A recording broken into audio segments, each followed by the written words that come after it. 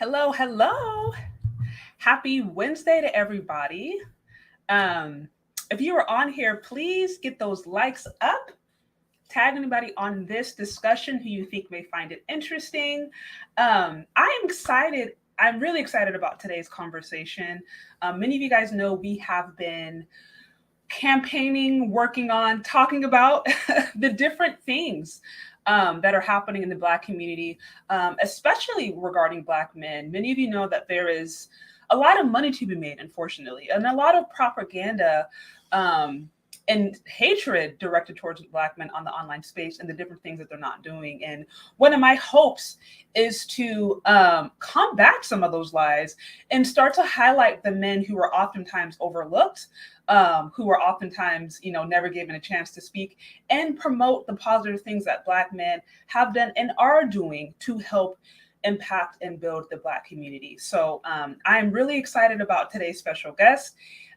He has quite a lot to talk about in this subject. He has built his own successful business and is doing many different things to help impact the Black community, not only in America, but just internationally. So we're going to hear from him. Again, if you are on here, please get those likes up.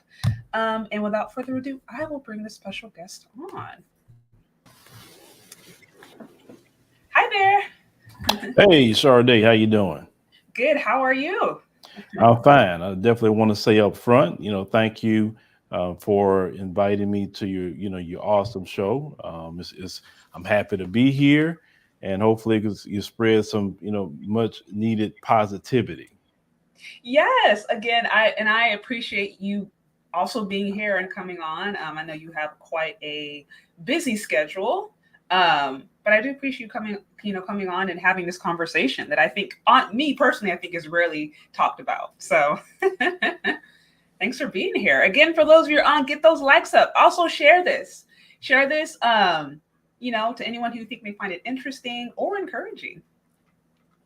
So let's get into the first question. For those of you who or those out there who follow me who maybe are not as familiar, if you could just tell us maybe a little bit about yourself and how and why you got started on the YouTube space in particular. Okay, well, for me, I was born and raised in Port Arthur, Texas. Anybody know about Port Arthur, Texas? If you know about UGK, Pimp C, Bun B, Port Arthur. That's where I was born and raised. And mom and dad, I grew up in a two-parent household at least up until the age of 8. Okay. And unfortunately, at the age of 8, my mom and dad split up. I remember the last day my mom and dad had this argument. I'll never forget that. I was always the type of kid that if I hear something, I'm about to go see, but I'm a sneak, right? So I heard my mom and dad arguing about 2 o'clock in the morning, and I'm like, what's going on? So I get up, and I'm around like maybe about 4 around this time. Um, no, was I 4? No, my sister was 4. I was older. Sorry, wrong age. So I'm peeking around the corner, and my sister comes like, go back to the room. You're gonna mess it up. I'm trying to see. So I'm watching. I didn't know what was going on, whatever. So long story short, my mom ended up leaving, my dad. And so from that point on, we kind of grew up basically a single parent household. Um, the things that went down in that time period, at least, and just kind of why I'm passionate on the Phillip Scott show about that subject is Yeah. because when I was growing up, my mom would say things about my dad, right? Mm. And especially when my dad married my stepmom. And it was just like she would say, "Oh, look, he moved on. Oh, he got these other kids," because my stepmom had her 2 kids, and so basically having a blended family. My dad's always been a good man. He's always worked. He's not a criminal. Never had been no jail or Yeah. nothing like that. Come from a great family. The same thing on my mom's side. Great people. I've never seen no Pookie and Ray Ray action until I was out in the street in the neighborhood. Mm. I come from good people, so it was just things that my mom would say about, if you mentioned my dad at the time, it was always something negative, or every time I would do something, oh, you just look just like your dad, or you sound like your dad. I'm like, it was always something negative. Mm. I'm at that time period. And I used to be real close to my mom, real close with her, you know, and I love my mom. Don't get me wrong. I love my mom. You know, I still have a relationship with her and everything. But you know, at that time period, we talking about the past, not today. Yeah. You know, she would say a lot of things and cause a lot of certain divisions, you know, or I didn't understand like when my dad would say he gonna come pick us up and then we waiting all day, you know, me and my sister waiting from 10 in the morning. Sometimes I'll pick you up at 10 and then it gets nighttime and then your dad never picks you up. Right. Mm-hmm. So I never understood why that would happen. Of course, we'd be sad about it. You know, imagine little kids. One thing I would tell somebody to do: don't tell your child you're going to go pick them up, and then don't do it. At Yeah. least make a call, make a FaceTime, something, because that really hurts children Right. when they're looking for every car that you hear passing by. And this was before the time of FaceTime and all of that situation. We talking about back in the 80s. Okay. And as I grew up, you know, and then at that time period, I grew to resent my dad at the time. But some in the back of me saying, you know, I've always been the type of person, I need to hear both sides of the story. So when I graduated high school, I went to my dad and said, look, I got to talk to you. I said, you know, I told him everything's going on. You know, why would you say you're going to come pick us up and leave us hanging like that all day? You know, what happened with you and mom and all that? So my dad just sat down and then he just told me he went from the point of when my mom had left to all the way up to then. And there was a lot of holes in the story that was starting to get filled up, right? Okay. So see what my mom used to do is when she would get mad at my dad, she would go to my grandparents' house. And then my dad would go over and say, hey, you know, you need to come over, you know, come back, you know, I miss my family, XYZ. My grandfather, he was never like, you know, be on something like that. He always say, I don't know what you're over here for. You need to go back over there with, you know, with your husband. So my dad told me the last time she did that was he said he had got laid off of Texaco at the time. We was in a home, everything. You know, my dad, like I said, he had us straight. And he said that the last time she decided to leave at that time period, said I wasn't going back and getting her. And I told him, I said, well, Dad, I understand that. So I wouldn't put up with no woman doing that either. Every time we get in some argument, you want to just take the kids and go to your mama house. I mean, I understood it as a man, right? Yeah. And then certain things he would say about the spending, and it's so many different things that like for me, and like I said, when you hear some of these brothers being kind of turned up a little bit on sisters, a lot of times I know where it's coming from. It's not even coming from the women they dating. It's coming from childhood a lot of times, right? Because even I was the type of little kid that I always liked money. So the moment I said, "Oh, my grandfather let me make $20 at the time back in the 80s," and I said, "Wait a minute, grandfather." I said, "So if I work more, I can get more of that?" He said, "Yep." I said, "Hey, when we gonna cut grass next week?" Since 8 years old, I was on that, right? So I was making money from 8 years old, always trying to figure out a way to make some money. It don't matter what it was. I'm gonna sell something. I'm gonna cut grass. I'm gonna do whatever. But then it would get to a time that as I became a teenager, and you know, growing up in single parent households, the finances get hard, right? Right. I mean, Right. it's not easy because you have two incomes, you have more money. So because Right. I was getting money, I would buy my own PlayStation, I'll buy my own everything, I'll buy my own clothes about 13. Even though my dad was sending child support, I was still buying my own clothes because I did not want to ask like my mom for anything at the time.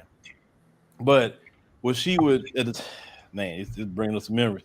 But what she would do is you buy these PlayStations, you buy these different things as a kid, and then because whatever she did with the money, I don't know.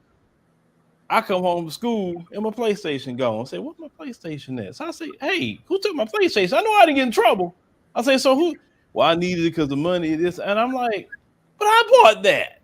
Like, what did you do that for?" You know, like you can go to the pawn shop, get a loan on something, and pay it and get it back. That sort of thing. Right. Right. So for me, it's like a lot of things just came together. My dad started talking toward the end. And then once I went back and I said, look, I talked to my dad and he's saying this. Is that true? And you know your parents when they tell you the truth, when they lying, you know it. Yeah. So when she started kind of double talking, I say, oh no, I just did that. I put my head down, and that bothered me because I'm saying, wait a minute, you was not being truthful with me and making me think my dad was one way and he wasn't, Wow, that's crazy. and that caused a rift for years. Um, I would like say talk to my mom here and there, but it caused a problem because I'm the type of person, don't lie to me like that. That's why I would tell people, don't lie to your children for no reason. Don't lie to them. Don't talk down on their mom. Don't talk down on their dad. Don't do that because kids remember, and sometimes they may not forget about it. Sometimes they may not even forgive you. Right. So a lot of these brothers you see today, like you said, that's online. Some of these brothers deal with things that's even worse than that. Some of these brothers have been, beat on. Some of them. Some of they thug boyfriends. And I see my mom never did nothing like that with no thug boyfriends or some guy beating on us. Or no. She's never done that. Yeah. Never, never, never, never. It was no abusive situation. Thank God, and I appreciate her for that. But I'm saying some of these guys have been in more abusive situations. Yeah. So some of these guys haven't had healing from that. Hmm. And so when a sister do something in a relationship, it's a triggering point that goes back to childhood. Because see, other races of women don't look like their mama. Right. You Yeah. understand? Yeah. So Absolutely. other races of women won't trigger them like a black girl can trigger Right. because they haven't dealt with the issues in childhood. Mm. And I get that. But Right. Right. that's a little bit. I can continue, but I'll let you get your questions So in. what you're saying? So okay. So it sounds like you're saying your childhood had a lot of impact and was a big motivation for you to really get online and start to do what you're doing. And I just want to make sure I'm understanding correctly. Well, yeah, my life experiences, Yeah. like I said, the aspect of working, how I see things with family, even how I see things in the black community, growing up in a crack epidemic, Mm. seeing how that devastated families, Yeah. and that's also motivated me. 'Cause I say, I'll never forget, I was on a corner one day and I looked up, I tell people the story. I looked up in the sky and said, God, you help me get out of here. I never have my kids in this kind of environment. I'll never do it. I don't care if I got to work 20 jobs. I'm not doing it, so Mhm. that part, motivate me as well. And then I've always been the type of person, I've always want to, if I can't help people, because I don't think you should be a selfish person. So yeah, Right. it's all wrapped up into one. Yeah, absolutely. No, that makes sense. And I think what you said, I think that the true, I mean, and we're going to touch upon this a little bit later on. I have a few questions related to that, but just real quickly, you touched upon um, drama really from the childhood and how as adult people trigger men and women, and Mhm. I do think we see within the black community today a lot of men and women who are kind of triggering off of each other, sometimes because of maybe bad situations they had with their parents or grandparents or uncles or people from their family. And now unfortunately every single person after that point who shares that reflection is somewhat ever can be a reminder of that unprocessed trauma. So I do think you hit on something there. If you guys are on here, please get those likes up. Also, moderators in here, if you see people um, being disrespectful, y'all know what to do. We keep things clean and classy over here. So feel free to use your moderation rights. Okay, so on to the next question.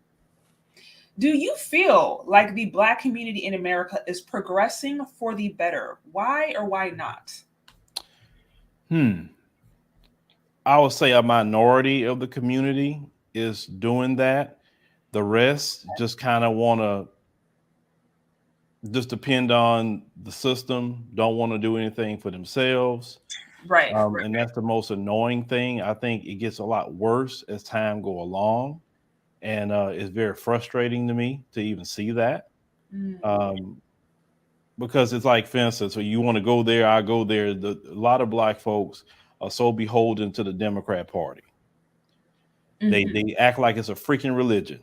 for the Democrat Party. No, I'm not a Republican at all. I don't. The Republicans are freaking racist. The Democrats are racist too.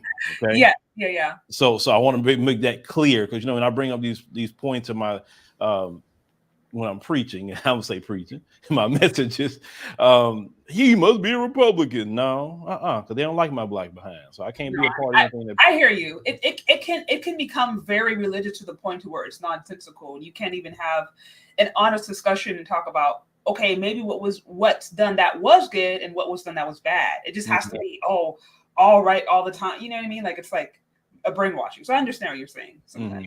Yeah, well, I would say, just my opinion, it's about 15% of Black America, in my opinion, that's holding the community together.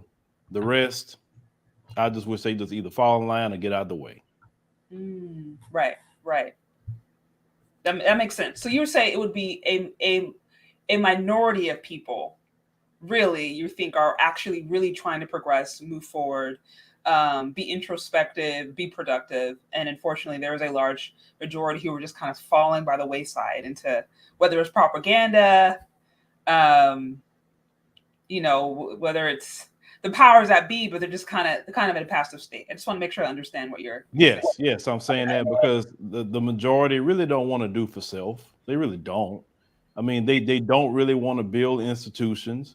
Don't even want to support the institutions that we already have that is running. I said this, and I'm going to keep saying this. What we have in us, and this is global, we have a little inner white supremacist in us. That's our problem. You're saying Black people, or you're talking about America? Globally, we have. So you're saying globally, Black people have internal white supremacist ideas. Oh yes. Can you mind expounding upon that? Yes. If you think about it, our world, the majority of Black folks' worldview is going to be based on the bastardized father that all of us had to deal with, which is the white supremacist. If you think about this, let me give you some examples. Okay. If you do something, or a few Black women do something, what is the response? See, them Black women. If a few Black men do something, right? Yeah. All Black men. But white folks can do you something. They constantly do you something, and you never say, see, I ain't fooling with them white folks. I don't trust them people. This. They don't talk like that. White folks can kill your kid, and your kid haven't even been buried yet. And you saying, I forgive you. You crying and saying, I forgive. But let a Black person just say one thing wrong to you. Let them step on your shoe. Let them look at you crazy, and you're ready to kill them. Literally. So, and basically internalized self-hatred. Really is it's self-hatred, but I say it's internalized white supremacy, because their worldview looks at Black people like a white supremacist. Like, a white supremacist view Black people as, well, one mess up is the whole race, right? Yes. Look at people. Black people respond to Black business, right? They don't trust Black people in business. They look for one thing wrong with them. See, it goes back to the way white folks think. One thing wrong. See, this is why I don't support Black businesses. Look, he had that wrong. Look, she had that wrong. But Walmart mess up every day. You still go back. Target mess up. You go to them fast food restaurants every day. They mess up your order. But you don't say that. You understand what I'm saying? Or, like, for instance, you'd rather go to Mexico, or you'd rather go to Dominican probably got some Black people, but you'd rather go everywhere else but Africa. I understand what you're saying. You want to go to the UK. I want to go to London. I want to see Paris, but you don't want to go to Africa. Why? Because you value whiteness more than you value your own people. And they're just being around Black people, right? So that's why, for me, I think we got our biggest issue is that we need to uproot that inner white supremacy out of us. I mean, we got to uproot it, and it takes a daily walk to do that. That's a very interesting way of thinking about it. I mean, I never saw it that way. I mean, but I do know, and I've talked to family, friends, people about this in the Black community in general, where it's just like, there's almost this expectation. Anytime something is Black owned, it's either like, you're thinking like, oh, I should be getting a discount, right? Sometimes people will treat it like that. Like, if it's Black owned, then it's like you expect that you should be getting some special benefits. or it's this expectation of just like, oh, well, it's not going to be as good. Like, and I think sometimes these ideas, they're just, because it's like ingrained in us, we don't even really challenge it. I've seen it in the way that we treat each other. You know, you make the point of Black-owned businesses, you make the point of different people who are trying to do things, and let one person do one bad thing, and it's like they're illegitimate, they're bad, they're wrong, they can do no good. And it's like time and time and time and time again, we see these big corporations, I mean, screwing up, going bankrupt, you know what I mean? Like just doing horrible stuff, and we just continue to go back with no question. Yet we are so quick to question one little mistake. And so, I mean, you hit on some really good points. I guess I never really thought of it in those terms. Well, that kind of came to me last year, and as I started just analyzing what is our problem, because we could talk about white supremacy, and I talk about it. I write books about it. Okay. All the time I'm talking about it. Right. But what is our participation in that same oppression too? Because if we was all actually kind of like together on one accord, for instance, if you look at what happened to George Floyd, right? And you saw the response, the uprising that happened, a collective uprising, them folks get scared real quick. When brothers and sisters get together, they put down all that old division crap that's going on and say in one accord, say, look, we about the business. They get scared and we make the needle move. Yeah. But it's like when we don't get, why does it take, and I've said this before, why does it take a blood sacrifice for us to unify? Pay attention to that. Every time we made a response, somebody had to die. Why? Why that extreme? Right. And it's to the point, because how many George Floyds have there been, and are there still continuously? And it's like, who was I talking to about this the other day? It's almost like, you know, when a person gets so conditioned to abuse, like Black people are, I mean, I feel like we're one of the most traumatized people group, especially, well, in America, especially, because I mean, if we look at our history here, and there hasn't been reparations, there hasn't been anything done systematically to help repair, if anything, any instance of Black-owned businesses, even cities, prosperous cities. We know those were burned down. We know there's systematically been so much things to keep us down. So it's like, it's almost, I feel like a beat wife. I think of this analogy sometimes. Yeah. Like, have you ever met someone who's in a domestic violence situation and they're afraid and frazzled? It can be to the point sometimes where they just accept it. It's just like, oh, this is just commonplace. And then I do see the way that we respond collectively. It's as if we are an abused wife, and we don't even think we have the value to see anything different. So I want to give a special shout out to the Real Crimson Cure for the $20 on the super chat. I see we have internalized white supremacy mindset, and he's right. It's global. The lost value system is not confined to America. I also see a Norman Henderson. This is discussion I was waiting on. Also, shout out to you, and also a special shout out to Marco Polo. I saw the $9.99 super sticker come through, but you know, you're hitting on some really good some good facts, and you know, this is precisely why I want to continue to have conversations like this, because I think a part of that internalized, or you know, whether it's self-hatred, you know, white supremacy, as you may say it, is as a result we go and we start to push and advance our own demise. Right. So, you know, everything from the idea of like Black men don't build, Black men have never built, Black men they're responsible for us being in slavery, all these different things that I'm hearing women who look like me promote.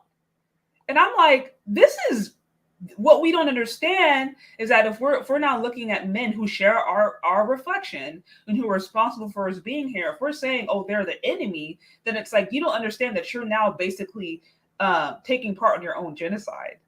And it's like the hatred is so, to me, nonsensical that they're not even understanding that they're like digging the hole of their own grave. And so, you know, this is partially why I think it's really good to have these kinds of talks and say, no, this isn't true. What you're saying is a lie, and here's why. Because we do ourselves no good when we promote and celebrate and sometimes even finance lives, which unfortunately is something that I see all the time on this digital space. Well, So when people say things like that about black men don't build, that is, spoken in ignorance. right. Is void of history, whether it's past history or even modern history. I mean, you look at America, black Yes. black men and women for sure, but definitely a lot of black men have created the one of the greatest countries on the face of the earth. Mhm. We built this country, right? Mhm. So what you mean we black folks didn't build anything? You have a great brother by the name of Benjamin Banneker. You wouldn't even have Right. Washington D.C. It wouldn't be for that brother. That's a black man building because Exactly. how it started. You had a white man that was going to design it, got pissed off, and Benjamin Banneker remembered and also added on to those blueprints of how he wanted Washington D.C. You had black slaves building the White House, the Capitol, everything you see in DC. That same brother was the father of astronomy. You wouldn't have a father's almanac, wouldn't have been for that Yeah. one Yeah. black man, right? If you go stop at a red light, no matter where in the world, that's black people, heart transplants, Yeah. things like that. That is us. What are you talking about? That we didn't build anything. Like people that say things like that say Don't. that to get AdSense, okay? To get super chat. There's a lot of Right. people that's going. No, I'm going to tell you what people are doing because half of those people that talk like that, when they get off this platform, they don't mean any of that. They don't even live their life like that. Okay, they got people that'll say they can't stand black men, but then getting their back blown out by a black man. But then they come back on here the next day and No. talk about love is that. Literally.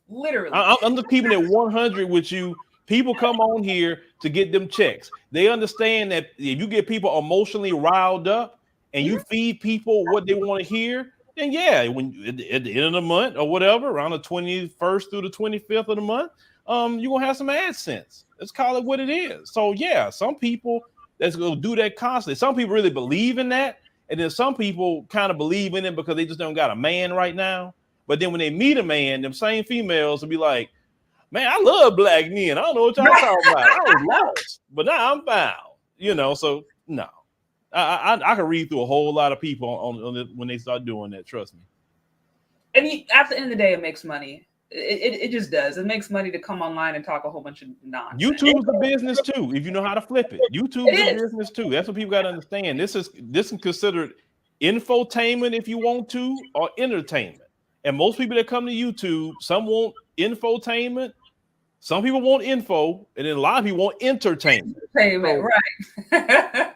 I think most want entertainment. I think there's a smaller percentage who actually want infotainment.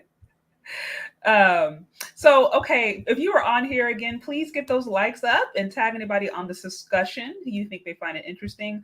Also, I want to give a special shout out to the $10 super chat. I see. Okay, I see. What about the idea of talking white? I know a lot of people don't like Candace Owens, but I've always viewed her as a skilled orator. Do you have any comments on that? The idea of talking? I like so you equate speaking clear English as white. See, that's that inner white supremacist in you telling you white is better. Not that person, but whoever say that they really believe white is better. Have you really been around white folks like that? I've been around them with the ones that got money, and I've been Mhm. around the ones that's poor, broke, and dusty. Right, And the ones that poor, broke, and dusty speak horribly. right. Okay, I know brothers and sisters that come in the hood that speak better English than a lot of them. It's like, what are you talking about?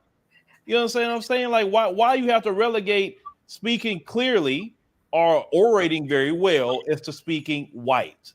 How about is speaking black? The first European was black people. Black folks innovated the world. We speak every language on the face of the earth.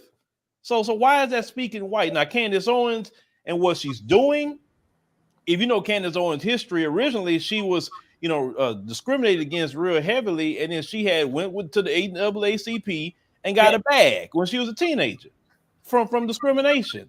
Then she tried to get this site going at one point in time where she can just like out racist, and then for some reason she flipped, and some of them conservatives too, some of them black conservatives, they get in the bag.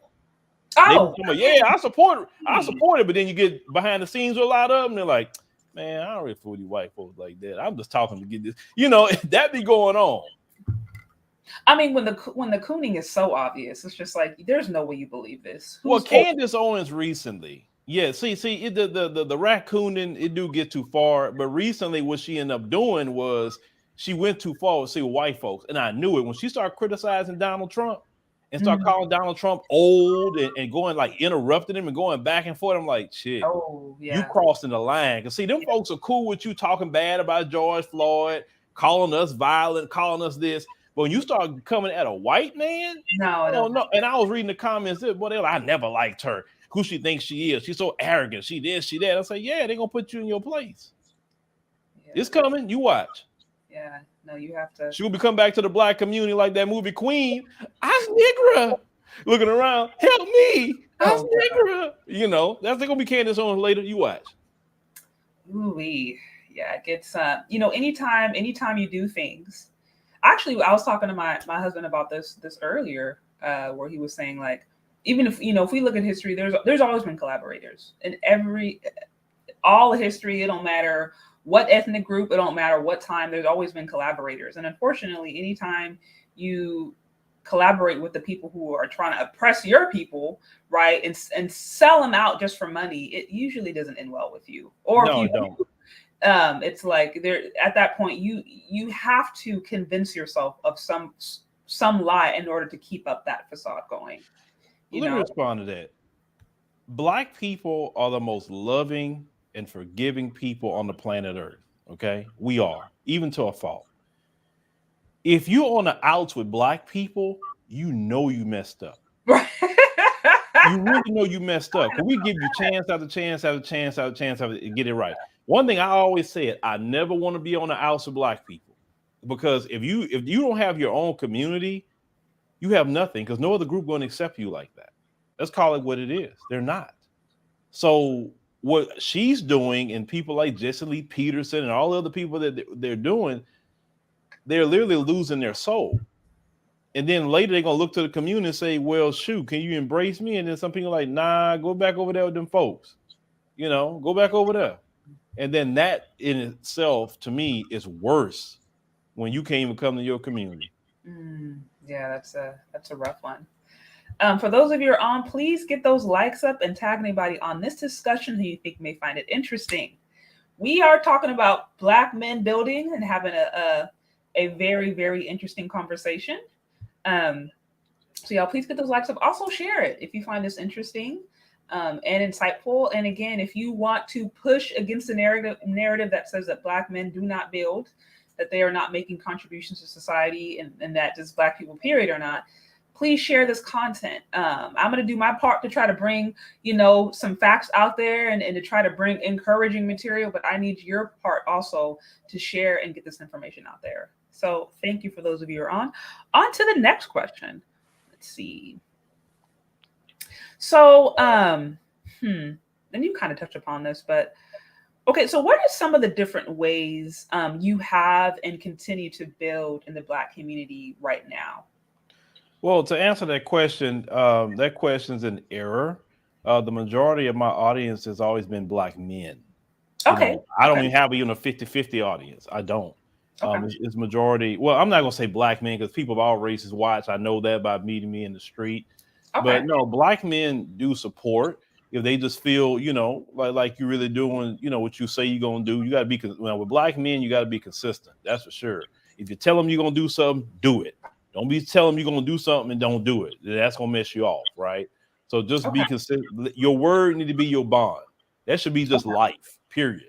Whether it's with your kids, your spouse, your coworkers, job, whatever you got going on, let your word be your bond, and that will build that respect.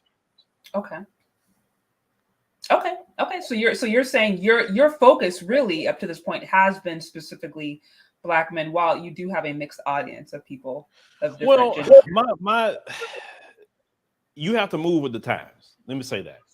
Yeah. So when I first started on YouTube a long time ago, it was just about me sharing my opinions, and I was shocked somebody wanted to hear it. I was shocked. Okay. Okay. Fair. I was very shocked. Then it went from that to, I remember Manosphere 1.0. Okay. And I was part of Manosphere 1.0. Oh, yes. Oh, yes. I have some questions regarding that. Oh, no problem. Because I had some classic videos I still got in the vault, and none of them to this day have not been debunked. But yeah, go ask your question. Yeah, well, on that, so I'll say I think when I shared, if I'm just being honest, I think when I shared, because you interviewed me maybe a month or so ago, and so I shared that on my channel. I was like, hey guys, check this out. I was really excited, and I had a few people comment like, oh, just saying some stuff, right? Which, as you know, I'm kind of newer to the space. Yeah, people So love I it. know what was happening 10, 11 years ago. I wasn't on there like this, like I am now. Mm-hmm. So I had a few people kind of like share their opinion. There's a little bit of controversy, and a few of them brought up, Tommy Sotomayor and just some different things. Long time ago. Yeah. Yes, Tommy Sotomayor. I heard some different comments, which you mentioned before about your family. Some people making mention of your family. I'm like, I don't know what this has to do with the interview, but I mean, what would you say to those detractors out there? Who have anything to say about your previous involvement in the manosphere, specifically with Tommy Sotomayor, which I know has a reputation of being misogynoir. What would you say to those detractors? Well, I mean, on the Tommy situation, that's just so old news, and nothing for me to even talk about that. Been there, done that. Yeah. But the content in itself, in that time period, the messaging was different than today. See, back then, the messaging was strong, independent, I don't need a man content at that time period. So that was the pushback. Today, they're not saying strong, independent, I don't need a man. Now it's changed to, hey, we do need a man now, right? But that's changed. Entitlement. Then it was no such thing as this divesting thing either. Only one woman at that time period that talked that way, but she lived it, was this one lady named Blvd. I'll never forget her. And she was serious about that. And she was the only one that really talked that way, right? And everybody got it. And then, it's the time was the Sergeant Willie Peets and all the different guys in Manosphere 1.0, right? So, for me, I just talk about it on the guys. People send me, hey, what do you think about this video? And I'll just critique it. The thing that I never liked, for the most part, was, and why I talked about it, was not women who are decent, but mostly when the hood rats would do things. That's the only time I would really go in on something, is mostly because of that. Or I did talk about dating videos sometimes, but see, I would talk about both. I would talk about the simps. I talk about simps still to this day. Yeah, I would talk more on a simp than what a female would do sometimes. Okay, because I think a lot of problem is some of the dudes, because I believe the men should be the leaders in the community. I tell men, you don't follow behind the skirt of no woman. You need to be the leader of the community by taking care of your business. I believe men shouldn't even date if they broke. Get your money up. Then you're going to have a little confidence. You'll be able to buy you some clothes or appropriate yourself like you need to. Then you get the woman that you want, right? But we talking about in that time period. I was still saying those things back then. But the entitlement also rubs me the wrong way, even back then. So some of the videos I've done that rub people the wrong way, some of those women, I'm going to say, it's been the videos that I came against them with the entitlement. And I was a little bit, I would say I was a little bit more harsh at that time period. I admit that. Yeah. But I can still do the same video today and it wouldn't lie. Just like one video I did a long time ago. I think the title was Black Women Don't Got the Luxury to Be Choosy. Yeah, I hear you. And the reason why I made that video is because if you listen to it, the basis was due to the fact that there's only a small pool of black men. If you get a good one at that time period, you get a good one. You don't really have a luxury to say, I'll get somebody later, right? I just told my daughter this like today. She got a little guy that really, her boyfriend, whatever. He seems like a good, he's about to graduate college. Okay. Good kid, look like he want to try to do what's right. And I'll say, look, if he's doing all what you telling me he's doing, I met him, XYZ, and if he wants to even marry you, because you say, yeah, he's saying he won't even marry me. I say, these little young guys, they don't want to marry nothing. I said, don't be the type that, I don't know. And I said, because what you're going to end up doing is get about 35 or 40, and you're gonna be thinking about him later because Yep. you're by yourself. And you'll be on YouTube mad talking about I can't stand black men. No.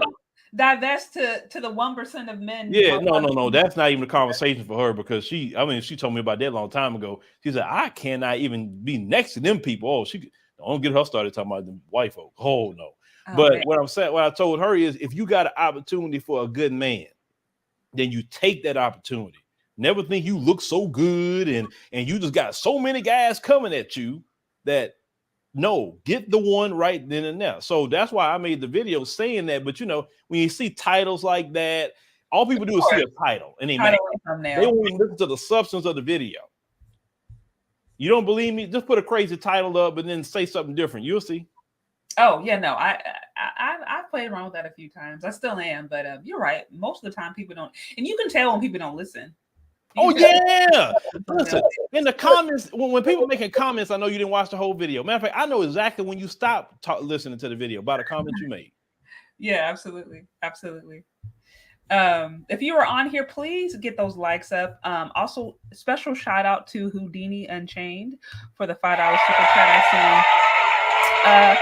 Phil, you've been doing this for a long time. What do you think is the reason for Black men not funding our own interest? I know you get a lot of Black women support. Wrong. I get more Black men support. Okay. That's wrong. Good for you. I would like a 50-50 support, but I don't get that.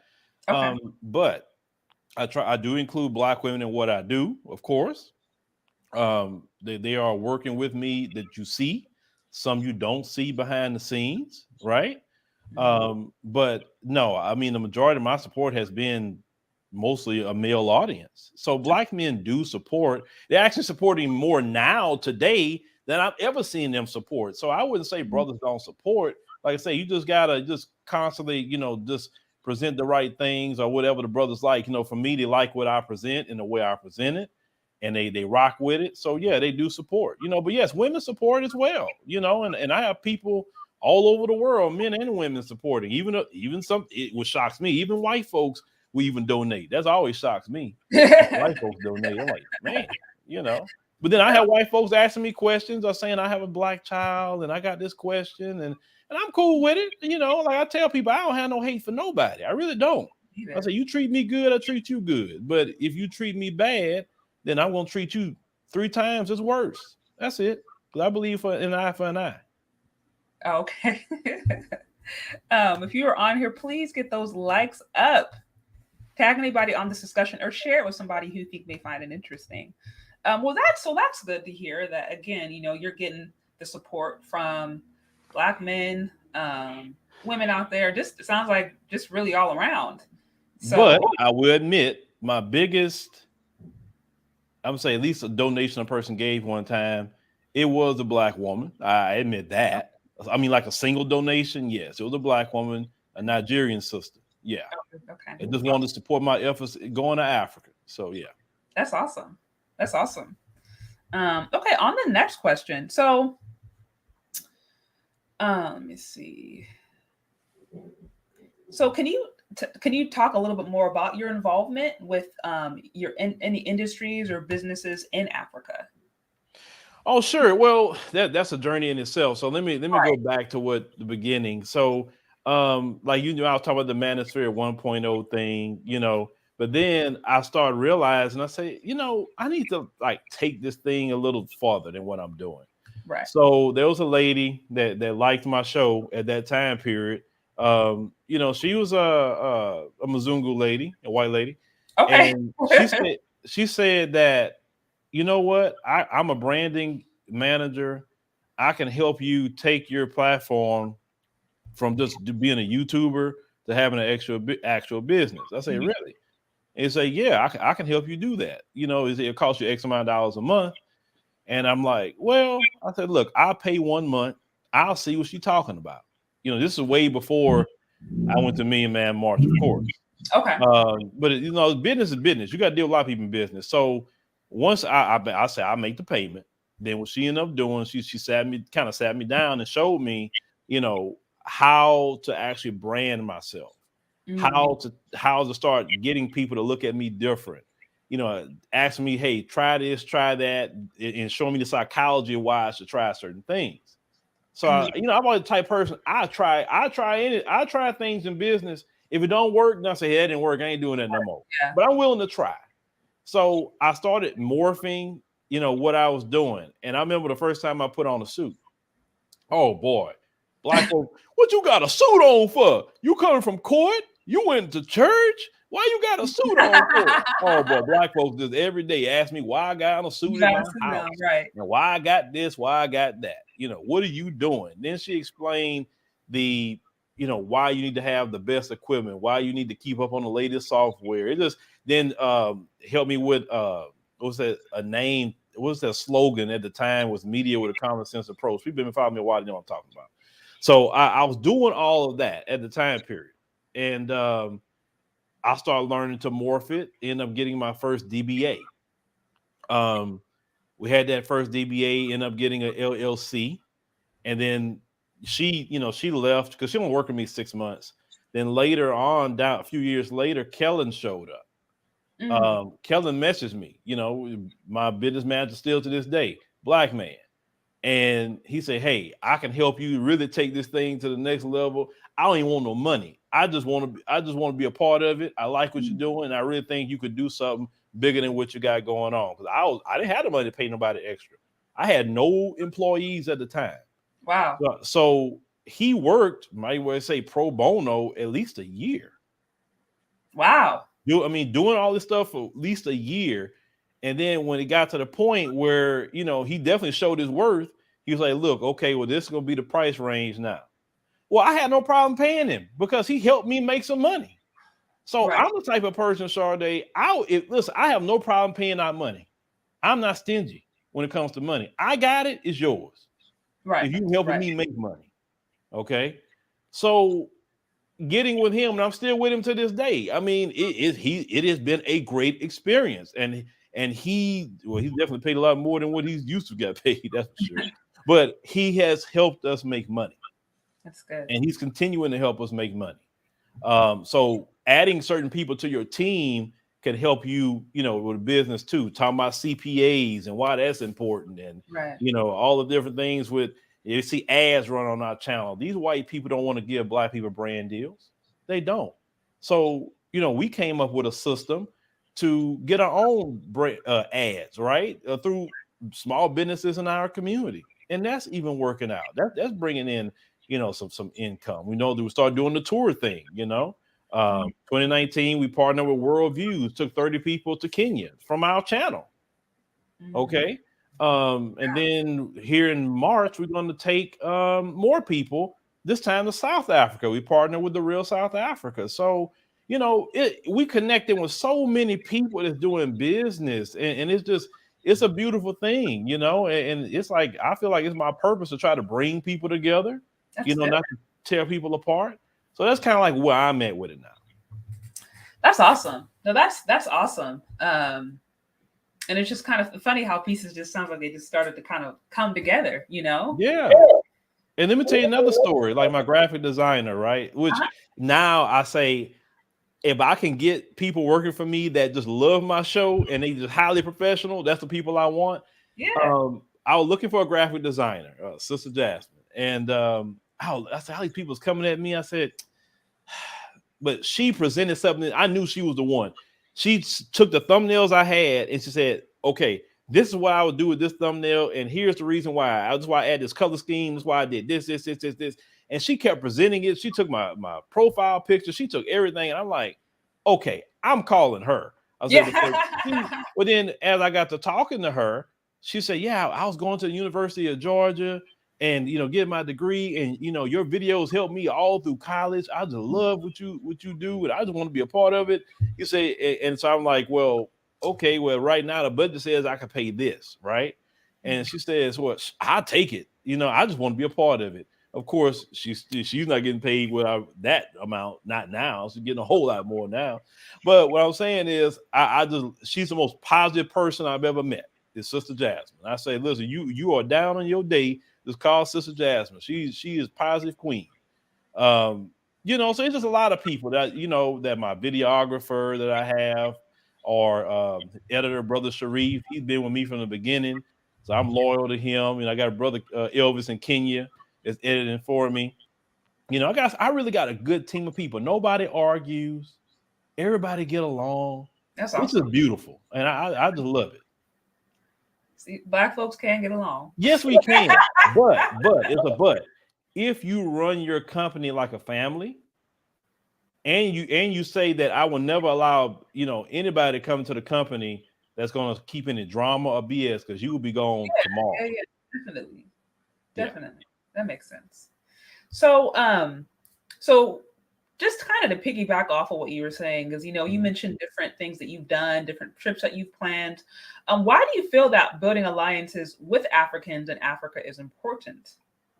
In America, you're cut off from a lot of resources Mm. and opportunities, right? Okay. And to get the certain opportunities as a black person, you're gonna have to sell out, because they won't trust you if you're speaking like me. But when you go to the African continent, if you got a business mind, especially, you're Yeah. looking at this untapped opportunity, right? Mm. And the majority of people look like you. It's like when you come from a minority position here Yeah, to that's a true. majority position, That's man, true. you flexing your shoulders a little bit more now. And then you see white people, they're the minority. And you know what? They have some act right when they see you over there, right? Um, you look at, if you want to start a business, because Akon said, whatever you're doing here in America, go do over there. He said you can almost get a Fortune 500 company in 5 years. I believe it, because where you're going to win is the labor, and you're going to win on education, because you have people with PhDs that don't have a job I've over heard there that. right now. Yeah, I've heard that. Now you getting people with a PhD or master's degrees or whatever, highly trained people, and they come and work for you. And even if you look at what they get paid in their country, you can pay them more than what they're getting paid in their country, and you still are going to save on the labor aspect. So this is why I understand why companies would never bring manufacturing back to the United States, because it's not economically sound. People in America want too much money. Yeah. No, that's facts. Yeah. That is facts. You know, and I can remember because I went to Zanzibar for my my honeymoon, and I remember when I went there, it was the most beautiful place I've ever been. It just unmatched in so many different levels. And I remember thinking, this is crazy because I'm seeing white folks going to vacation. Mm-hmm. You know, it's funny because you know out here when people think about vacationing, even black folks, I'm a black woman, oh, I want to go to Paris, I want to go to Greece, I want to go to Italy, and I'm going to Africa, and I'm seeing all these white families from all over Europe. You're talking, you know, Italy, Romania, France. I saw a lot of Indian families. Those people from Europe, they're all coming to Africa to vacation, and I just Yep. remember sitting there and thinking and being like, why is that's not marketed to us? We don't know how beautiful it is out there. Now I know there's also a lot of struggle, and not everybody is living on a resort or living in a beautiful scenario, but we also can't act like it's all bad out there, that people are just living in some dirt. You know what I mean? And like there's not things going out there. Like there are legitimately other countries. I mean, this whole world is really benefiting off of what is inside intrinsic to that continent. So I just remember going sitting there and just seeing day after day how all these rich families were going to Africa to relax and vacation on their free time. And I'm like, we're not hearing about this. This is something right here. Well, I remember in Kenya when we went to Mombasa, which you go to Mombasa, oh my God, the water is like green, the sand was white. I mean, it was all so beautiful. Well, we get there, one of the brothers from my channel say, Phil, look. And he pointed to me, and I even still got that picture too. It was two pictures that I have that I took of the white folks, right? One, because they're not used to seeing us. It's a difference. When we show up as Black Americans, oh, they know the difference. They know the difference. Trust me, they know. Yeah. And these white folks are laid up. I mean, and I'm like, wow, look at that. I say, but then you got black folks. I ain't going no Africa. Once again, that inner white supremacists and the propaganda too, because they've saw. Look how poor the Africans are, right? Man, you got third world conditions right here in America. Trust me on that. They do. Oh, yes. No, Yeah. that is facts. That is absolute facts. Like, Yeah, so you go no out there, water. You know what I and mean? People. it's just like I said, it was just I'm so because the first time I went, I think in Ethiopia was the first time I went, Okay. and I was angry after I first got there. Though I was angry. I was angry because I'm like, all these years I never been here, Mm-hmm. and I've been lied to about the continent. I've been lied to. Like I was just angry for about a good part of the day that I missed out on all this all my life. I said I should have been here in my 20s. I was hot, about that. But like I say, you know what? Hey, I got the Lord let me have some breath in my body. I'm gonna be here, and I said I want to take other people back with me. Come over here and let them see it for themselves. I'm like, I ain't tell you got to move, but just go see it yourself one time because when you got over there, right? When you left America and landed there, did you feel that stress off your shoulders? It was like I stepped into a different paradigm. Yeah. That was the first time being there where I felt like time stopped. I don't know how to explain it. Now I know anytime you're going to somewhere to vacation too, that's different than if you're living there day to day. But it's a completely different paradigm. That's the best way I could describe it. Different mindset, different way of living. So I felt it more for me. It was more a spiritual connection with the land for me. I've mm-hmm. never been in my life in a place I felt connected spiritually to a land. It's hard to explain. It feels like I've been there forever. You know what I'm saying? I'm like, it was so familiar to me to be there, and I've never been in my life at that time. Mm-hmm. Wow. And then when I came back to America after that first trip, and then I got off the plane, I was like, oh man, I'm back here. And I started getting you feeling the stress coming on you, and then you seeing them folks again, you white folks, and how they be looking, and like you're like, man, can I go back on the plane? I mean, seriously. I said, it's like I listen. We built America. I love the America too. This is our home, but I just feel more happier when we are in the majority. Because I think if the system of race wasn't in existence, then maybe it wouldn't be so tense. But it's like as long as there is a racist system that is thriving, we can't act like those tensions. Well, Sister Sade, let me push back. It's not a system. Racism, white supremacy is the culture of white people. They created that. Okay. So you could put them wherever you want to put them. That's their culture. And they practice that culture, and every area of activity in America has that in it. So it's not even a race thing. And then when you come here, they teach their culture to other groups of people, which is don't be around black folks, hate black people too. And if you come be with us, we'll give you a little bit more trinkets, but don't be around black folks, because this country was built off of racism, white supremacy. So wait, so you're saying, because when I say a system, I'm referring to the different laws, even the way the Constitution. Who made the laws?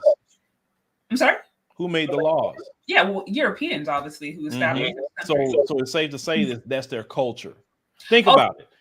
The way they act in the 1600s, they still doing the same thing today. We safe to say that?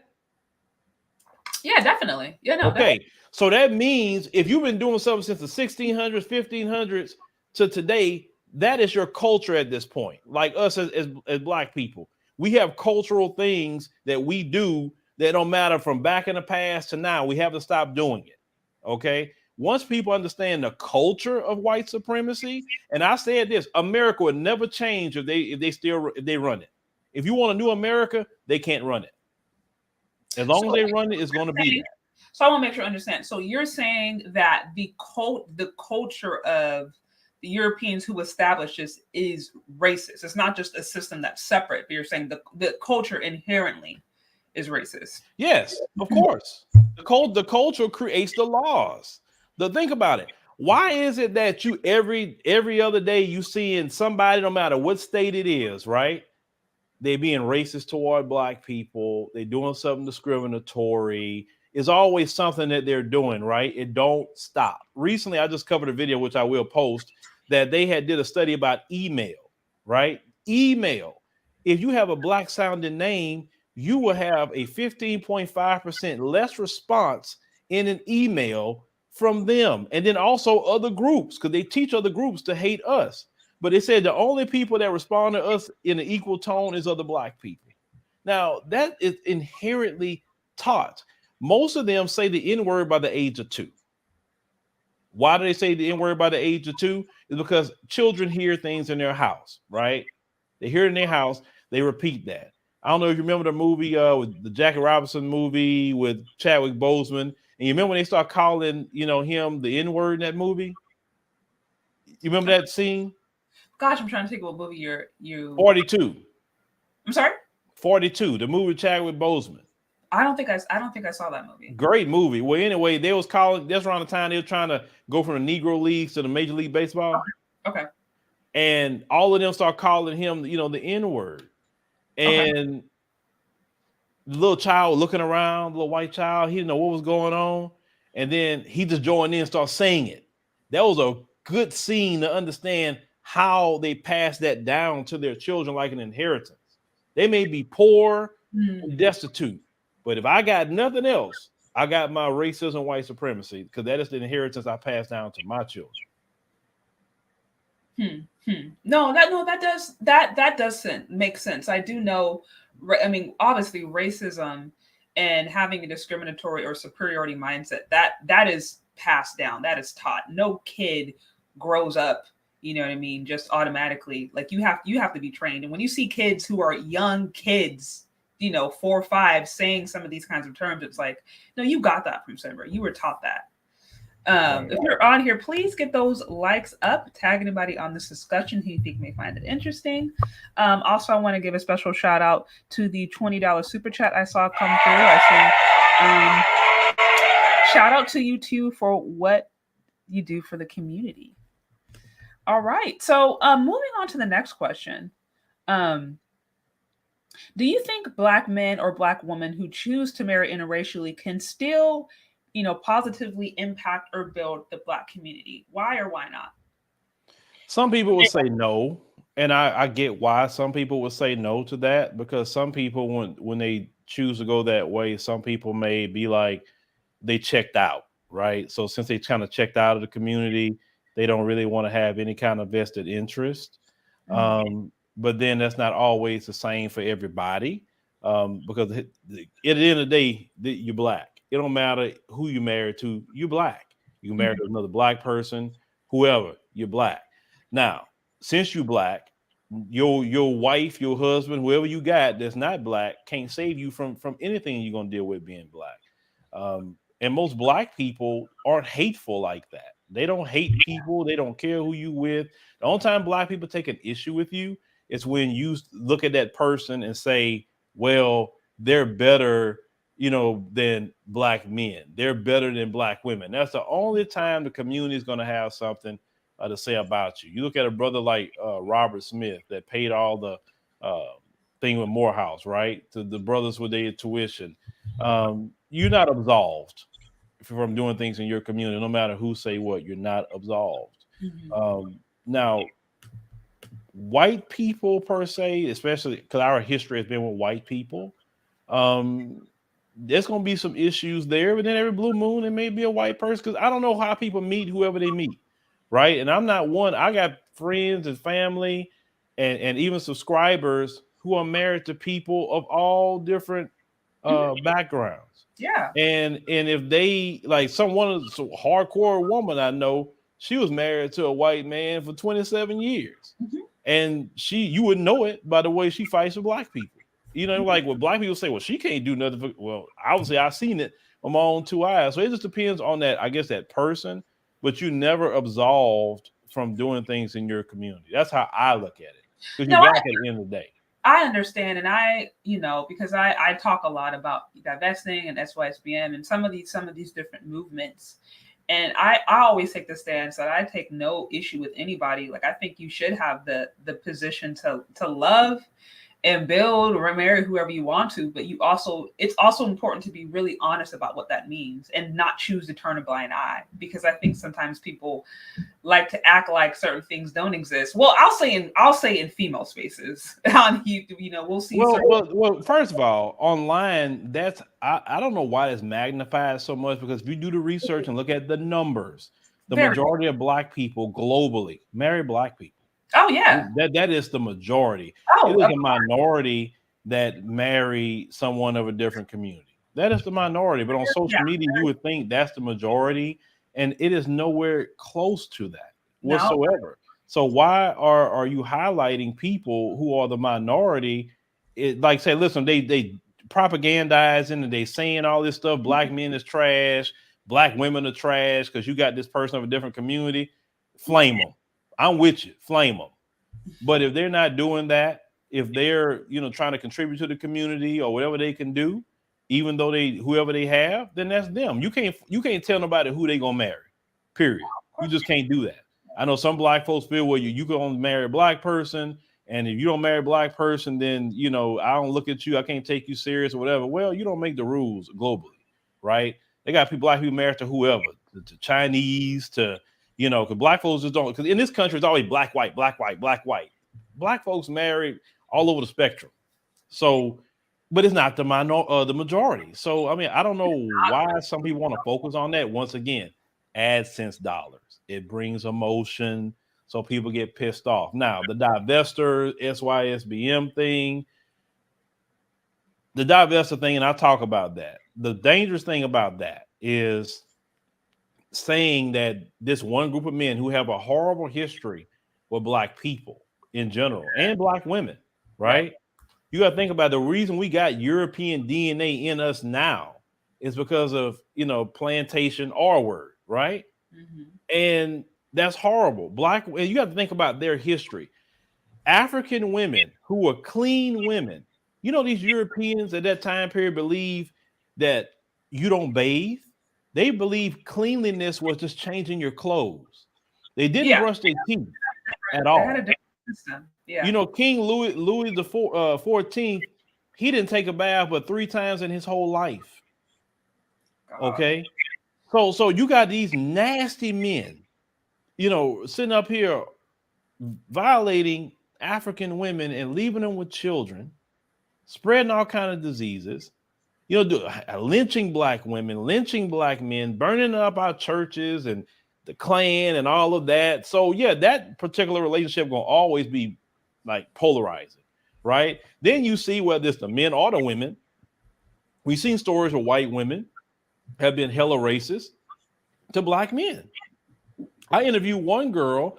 Her name was Kiari. God, I forgot her last name. Well, her mom, white mom, called her the N-word because she supported Colin Kaepernick. And the girl did an interview on my show. And her mom is white, her dad is Black. So you have racism with white women all day long. It's just not the zaddy. It's both of them. Because like I said, it's the culture. Now, the zaddy is going to be more violent, right? But it's still on both sides. It is still on both sides. Because as a Black man, that's why I always said, those women, the power dynamic is wrong. And you don't want, as a Black man, in 2 seconds for her to use that against you. And now she can get you killed and nothing will happen. Because there's one video I covered where the white girl had told her brother, I'm going to call the police and they're going to beat you up. Why would she feel so confident to say that to him? Because she knows that's going to happen. Right. And like I said, those are the real dynamics. I actually touched upon this on my show yesterday, where looking at divestors and the amount of Black women who are actually able to marry out and expand their options. And I think it's 0.22% for Asian men. It's a little less than 1% for Hispanic men, and a little less than 1% of white men who actually marry Black women. This is based upon the U.S. Census Bureau. It just pulled the numbers yesterday. So it's a very, very small percentage of Black women who are marry these men. So it's even with all this talk, as you said, whether it's propaganda, a very few people are actually doing that. And we were having this conversation of why. And again, just with the way things are, today, and being honest about you mentioned, the white supremacist system, racism, all the above. It's like if you do choose to intermarry, I think you just have to be open and honest about what that means, and make sure, and I would hope you wouldn't actually marry somebody who is racist or who is feeding into that system or feeding into that ideology. But not everybody. Some people don't care. Well, statistically speaking, Black women do not, as you said, marry outside their community too often. They're actually more within the community than even Black men are. We just talking about what was real. But the ones who spewing the propaganda, which is why I have an issue, you're telling young Black women who are impressionable that this one group of men will never harm you, will basically be a sugar daddy to you, because that's what you're asking for. Buy me this, buy me that, give me. It went from strong and independent, I don't need a man, to now give me a white man that's going to just let me be a sugar baby type of relationship. And then you seeing these women now getting killed, and the one sister that got scalped recently, they had her teeth cut out of her mouth in that hotel room, and it's so many different things that's happening now. But it's and how I say it, and that's how I feel about it. I blame the propaganda, because maybe some of those sisters saw YouTube and maybe was mad at some brothers and got a zaddy, and then that's what ended up happening. You know what I'm saying? I mean, like, I just, so it's silly to me. It's just silly. It's extremely silly. But be careful on listening to propaganda. That's the only thing I'm saying. You don't want to get caught up with a situation like, because any man, no matter the color, any man can be abusive. Because I said this, those so-called females, they talk about dusty Black men, but then when they do get a white man, he broke and dusty too. So if you can't get a supposedly a white man that got something, right, a quote unquote high value white man, but you get a dusty white man that's broken lame, then maybe that says something about you. No, absolutely. That's why, which is, how we got connected. That's exactly why I interviewed one of my friends, you know what I mean, who, has a white husband, has a white kid, knows about white community. And I was like, okay, we need to sit down and talk about this, because all these people over here feeling like people like you are just living in some fairy tale. And I know her story, and it's far from it. And I'm like, again, when you push propaganda, these women end up in very dangerous, sometimes lethal situations, because they're not looking at things for what they actually are. Well, it's also a failed strategy, because what they don't understand, they are Black women. They could only produce Black children. Only a white woman can give a white man a white child. Okay, so with that being said, they'll fool with you, they'll slut you out, they'll be doing all kind of things with you. But when it comes, they're not gonna mess up the trust fund. They're not gonna mess up the land. They're not gonna mess up their reputation. They're not gonna do it in their community. Okay, so that's just a failed strategy. If you can't produce white children, you can't really do much for them. And Black genes are strong. We know this. Oh yeah, they are. Yeah, definitely.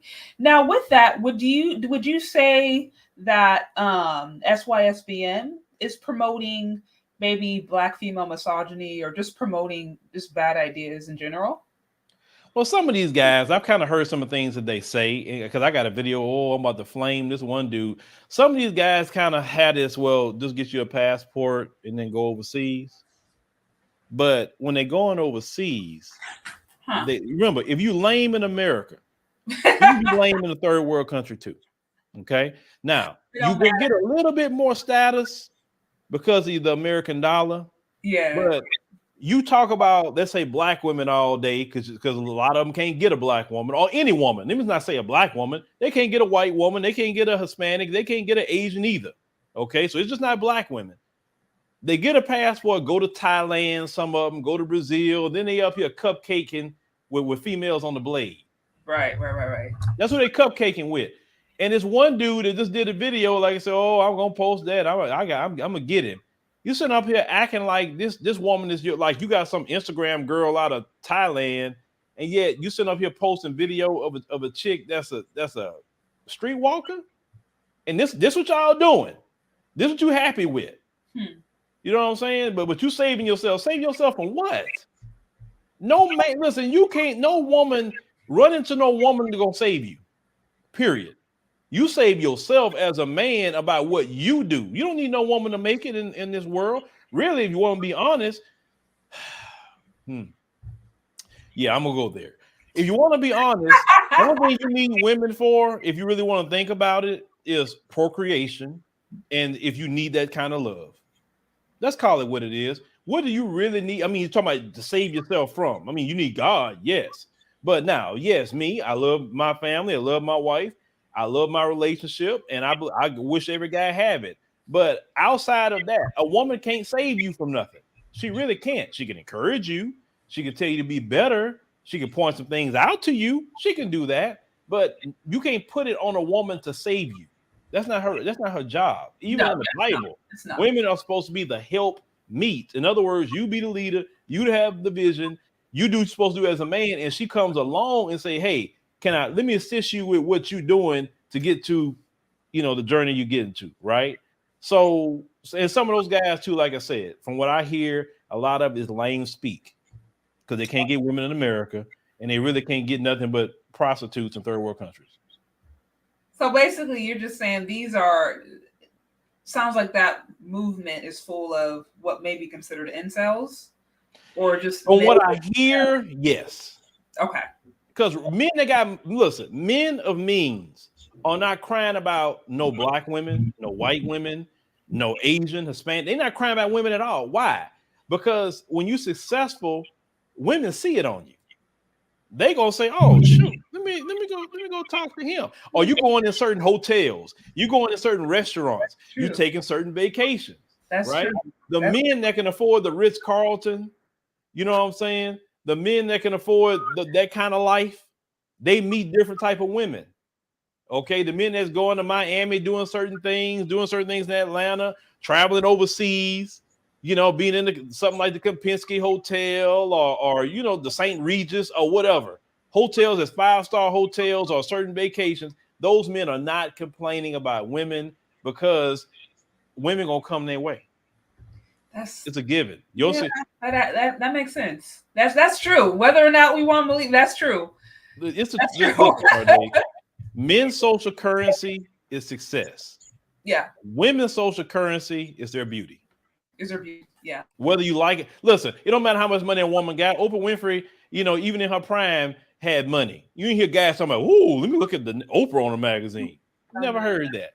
But they'll look at Kenya Moore, right? It's all about the look.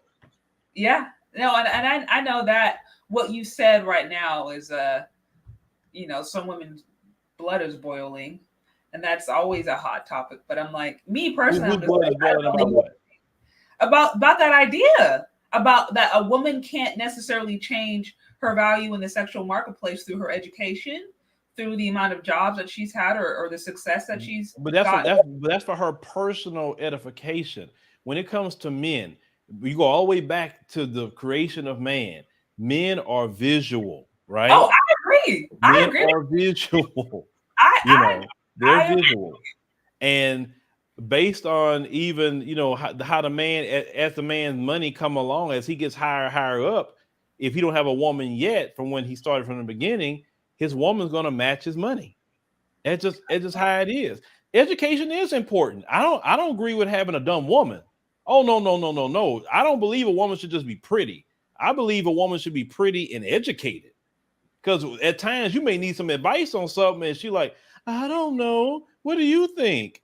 I'm asking you a question. So no, I believe a woman should have an education. I believe in education, right? You can have it all. That's how I look at it.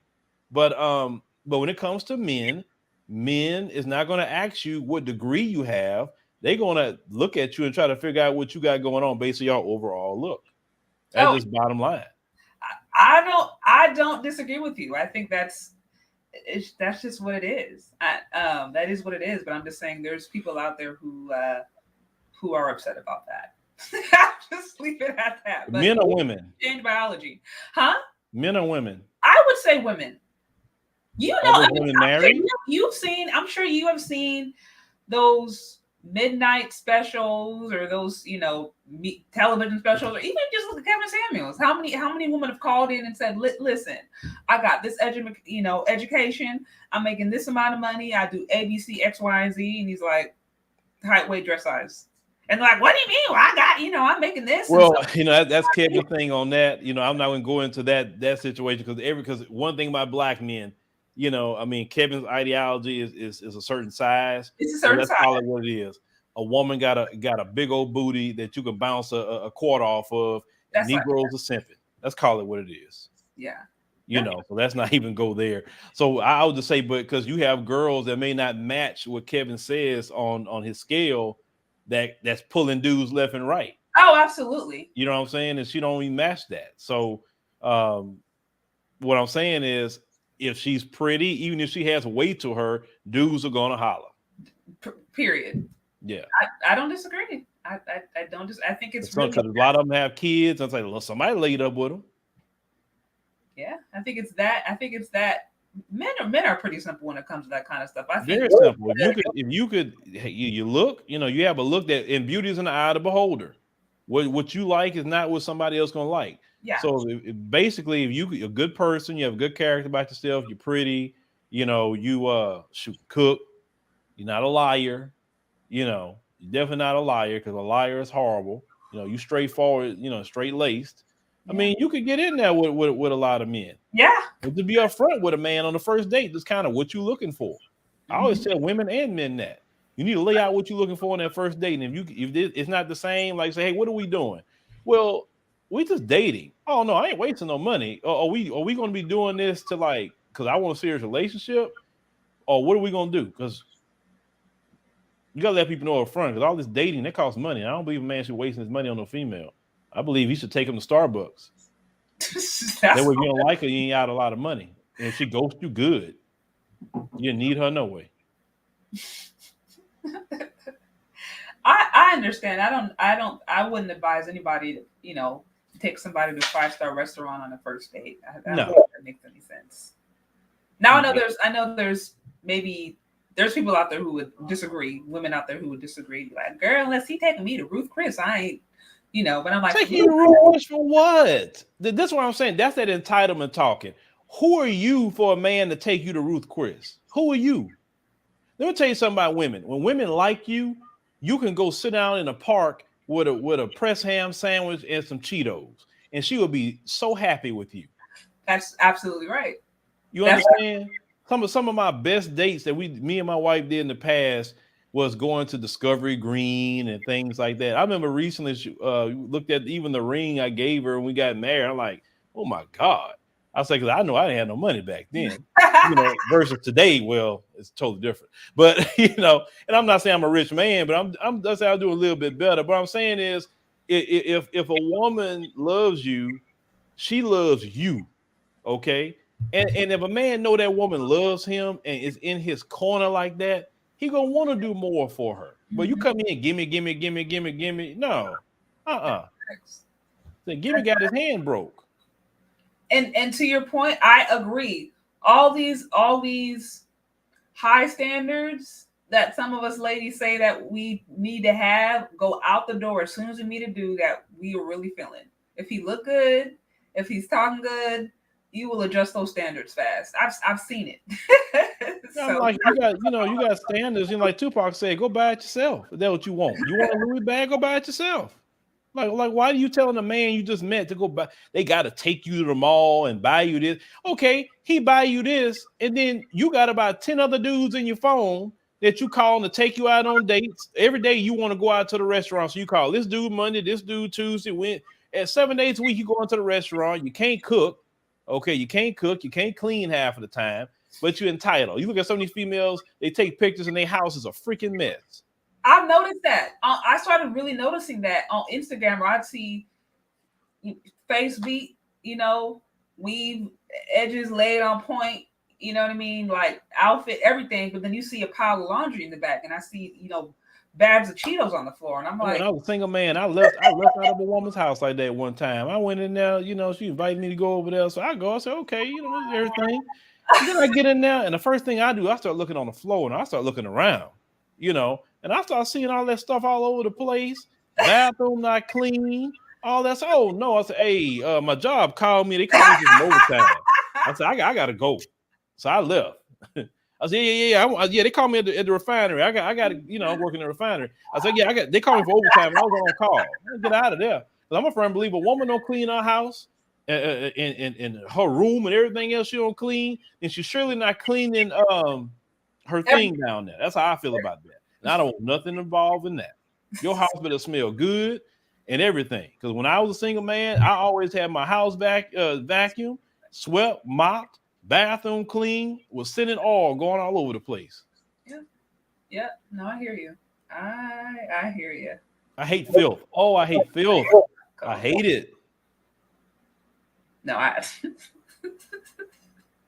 Soap and water is too cheap too to be dirty. Deodorant is too cheap. Put some deodorant on.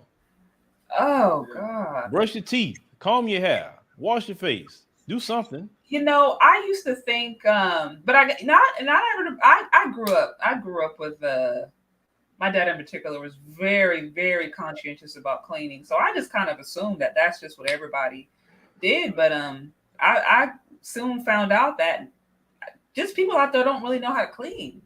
So no, because their mama was probably booty popping in the club. Now these days, mama and grandmama now trying to compete with the daughter and granddaughter now. That's actually true. I to this day. Who was I talking the other day where I'm just like, at what point? Because it used to be a time where grandmama. Okay, this is grandmama's outfit. I don't qualify for that outfit at least until I'm about 65, 70. I don't qualify for that hat. You know what I mean? Like there was a clear distinction. This is what grandmama was doing. This is what she was wearing. This is what she was saying. There used to be a clear distinction. And now, I mean, even if I think of some of the main, hypergamy or divestiture channels, some of these ladies, you're talking 56. Some of these ladies are grandmothers. Yeah, they aged out. And I'm like, at what point do you transition? And instead of you saying I still got it, the focus is now how do I raise it to the next generation?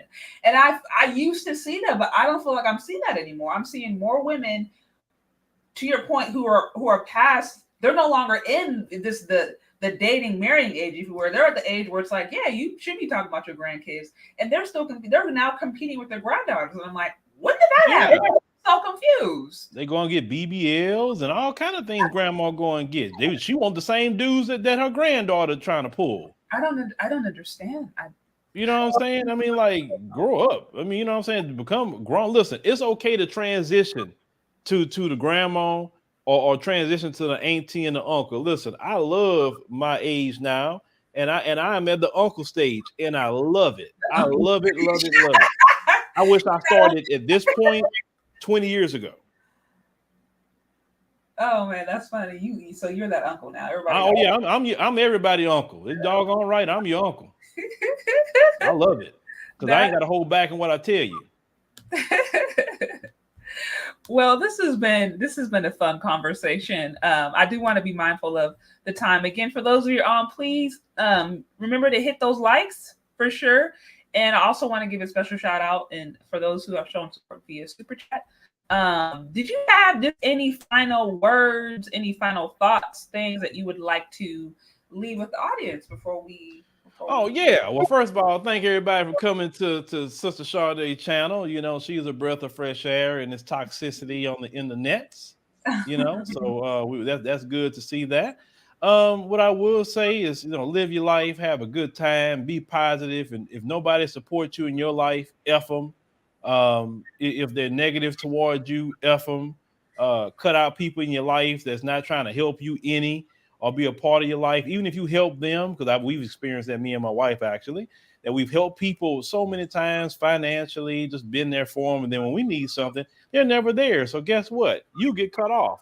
Cut people off. That's not being a benefit also into your life. People in life should be quid pro quo. Not to say you're doing it for that reason, but dog, if somebody's helping you, you should help, they should help you back, that sort of thing eventually, right? You can do charity with people and that's great, but don't let people come in your life and just use you whatsoever. Don't take everything people say on the YouTube as seriously sometime, because some of these people that's talking, remember, They're trying to get an AdSense check, and that's fine. View it as entertainment. Don't take it seriously. Don't get so upset. When you're trying to find people's address.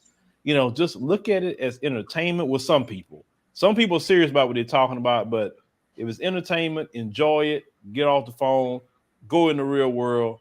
Live your life. Go in the real world and live your life. That is fact. Social media is not real life.